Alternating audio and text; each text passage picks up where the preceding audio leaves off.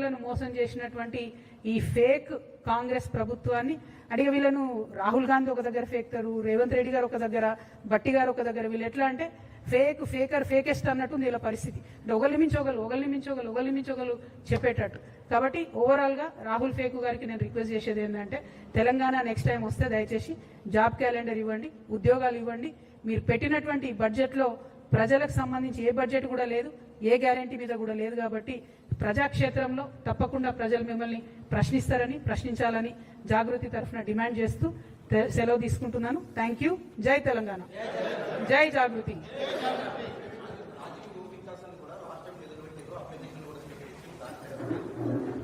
చెప్తున్నా కదా, అది కూడా సేమ్ థింగ్, ఓవరాల్ ఫేక్ అన్నట్టు. అందరికి ఇస్తాం, యూత్ అందరికీ మేము రాజీవ్ యువ వికాసంలో ఇస్తామని చెప్తే ఆడపిల్లలు మగపిల్లలు 16 లక్షల మంది అప్లై చేసుకున్నారు. కనీసం దాంట్లో సెలెక్షన్ క్రైటీరియా ఏందన్నా చెప్తలేరు. బ్యాంక్ లింకేజ్ తోని లోన్ ఇస్తారా చెప్తలేరు, డైరెక్ట్ ఇస్తారా చెప్తలేరు, గ్రాంట్ ఇస్తారా లోనా చెప్తలేరు, పర్సెంటేజ్ చెప్తలేరు, వడ్డీ లేని రుణం ఇస్తామని మొదలన్నారు. మరి రుణమా గ్రాంటా ఏది కూడా చెప్తలేరు. కంప్లీట్లీ ప్రకటన చేయడం మానేయడం. నిన్నగాక మొన్న ఈ రాష్ట్ర ముఖ్యమంత్రి అంటే ఆయన ఒక దగ్గర అన్నారు, ముఖ్యమంత్రి గారు నేను మాట్లాడితే అదే జీవో అన్నారు. మరి ఆయన అక్కడ మాట్లాడినేమని నేను స్కూటీ ఇస్తా, ఎలక్ట్రిక్ స్కూటీ అన్నాడు. రూపాయి వేటలే బట్టి గారి బడ్జెట్లా అంటే ఏందన్నట్టు. ముఖ్యమంత్రి గారు ఎస్ అంటే బట్టి గారు నో అన్నట్టు ఉంది పరిస్థితి. మధ్యలో ప్రజలేమైపోవాలి? డెఫినెట్ గా ఇది fake budget, Congress fake budget, Rahul Gandhi గారు ఫేక్ బడ్జెట్. దీన్ని మేము తీవ్రంగా నిరసిస్తా ఉన్నాం. Thank you.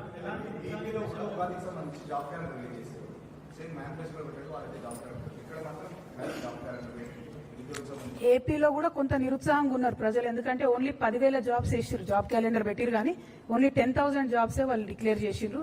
ఇక్కడేమో సంవత్సరానికి 2 లక్షల జాబ్స్ అన్నారు. ఇంతవరకు నిన్న అసెంబ్లీలో ముఖ్యమంత్రి గారు చెప్పిన దాని ప్రకారమే 68,000 జాబ్స్ ఇచ్చినాం మేమన్నారు. అంటే వీళ్ళు కొత్తగా ఇచ్చింది 11,000 మంది. అంతకుముందున బీఆర్ఎస్ గవర్నమెంట్ ఇచ్చిన జాబ్స్ కే వీళ్ళు పట్టాలు ఇచ్చిరు తప్పితే, కాపీలు ఇచ్చిరు తప్పితే వేరే స్పెషల్ జాబ్స్ వేయలేదు. సో అందుకే నేను ఇన్నిసార్లు ఫేక్ అనేది రాహుల్ గాంధీ గారిని. వారు రావాలి, నెక్స్ట్ టైం ఎప్పుడు రాష్ట్రంలోకి వచ్చినా కూడా ఖచ్చితంగా ప్రశ్నిస్తాం వారిని. Thank you.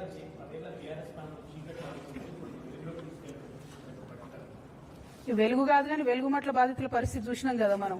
వీళ్ళన్ని కూల్చుడు తప్ప కాల్చుడు తప్పితే విషయం ఏం లేదు అక్కడ. మొత్తం అన్ని స్టేట్మెంట్లు ఒకరిని మించి ఒకరికి ఫేకుడు. ఒకరికి ఎక్కడ పేరు వస్తుందో అని ఇంకొకరు మాట్లాడడం, ఇంకొకరికి ఎక్కడ పేరు వస్తుందో అని ఇంకొకరు మాట్లాడడం తప్పితే అసలు విషయం అయితే ఏం లేదు బడ్జెట్ లో. దారుణం ఏంటంటే ఏ బీఆర్ఎస్ నైతే మీరు అప్పు తెచ్చిరు అన్నారో అంతకన్నా ఎక్కువ అప్పు ఇప్పుడు వీళ్ళు తీసుకొచ్చిరు. కనీసం దీంతో ఒక డిసిప్లిన్ లేదు. ఎక్కడ ఇన్వెస్ట్ చేస్తున్నారు ఈ అప్పును, ఎక్కడ ప్రాజెక్ట్ కడుతున్నారు అంటే revenue expenditure only 50,000, sorry capital expenditure only 50,000 crores అని చెప్తున్నారు. అప్పు తెచ్చిందేమో దాదాపు 8 లక్షల కోట్లు. ఓన్లీ 50,000 కోట్లు ఈసారి మీరు క్యాపిటల్ ఎక్స్పెండిచర్ అంటే ఎట్లా తిరుగుతుంది? ఎకనామిక్ ఇంజన్ అనేది ఎట్లా తిరుగుతుంది? అసలు పోనీ ఇన్ని తెచ్చుకొచ్చిండ్రా, ఇన్నిసార్లు విదేశాలకు పోయొచ్చిరా? ఎక్కడున్నాయి పెట్టుబడులు? Where is the industry?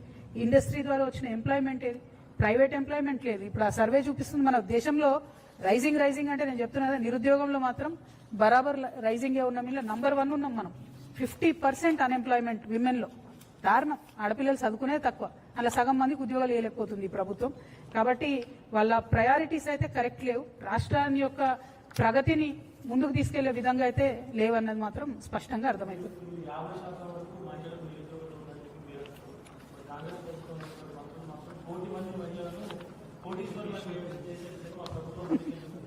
నేను చెప్పిన 1 కోటి మంది మహిళలను కోటీశ్వరులు చేసేదేమో కానీ ఆ విద్యాసాగర్ రెడ్డి అనేట ఆయన మొత్తం గొల్లగొడుతున్నాడు. అందులో ఉన్న పైసలు సెర్పులో కానీ స్త్రీ నిధిలో ఉన్నది కానీ ముందు అతన్ని తొలగించాలి, ఎంక్వైరీ చేయాలి. 1, 2 మహిళలకు ఏదైతే మీరు సెల్ఫ్ హెల్ప్ గ్రూప్స్ ద్వారా కూడా వడ్డీ లేని రుణాలు ఓన్లీ 5 lakhsకే ఇస్తున్నారు, వాళ్ళు ఎక్కువ ఇస్తున్నారు.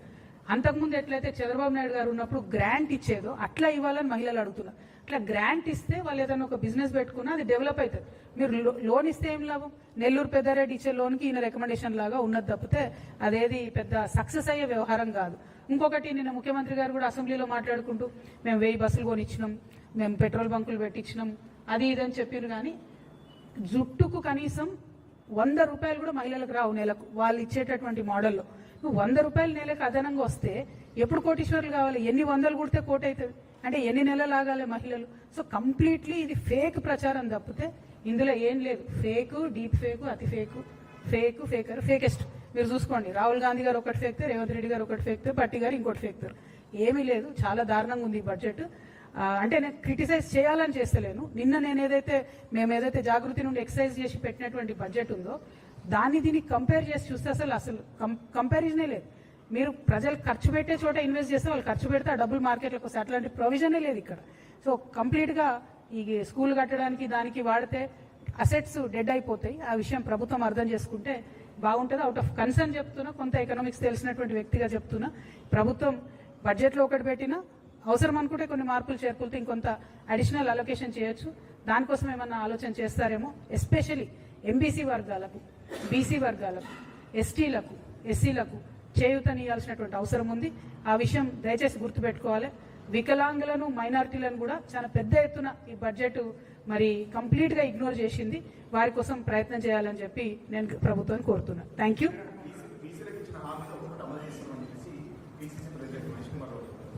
అది ఇంకొక one more fake add. So అంటే చెప్తున్నా కదా, వాళ్ళు ఎవరు ఏం స్టేట్మెంట్ చేస్తారో పోలిక లేదు, పొంతన లేదు. అక్కడ ఢిల్లీలో ఒకటి చెప్తారు, దిగే వరకు ఇంకోటి చెప్తారు. ఢిల్లీకి పోయే ముందు ఓన్లీ పదవులు మాత్రం పర్ఫెక్ట్ గా తెచ్చుకుంటున్నారు. వాళ్ళ కోటరికి తప్పితే ప్రజలకు పైసలు అయితే తెస్తలేరు, పనులు అయితే చేస్తలేరు. అది వాస్తవం, ఆన్ ద గ్రౌండ్ అర్థమవుతుంది. Thank you.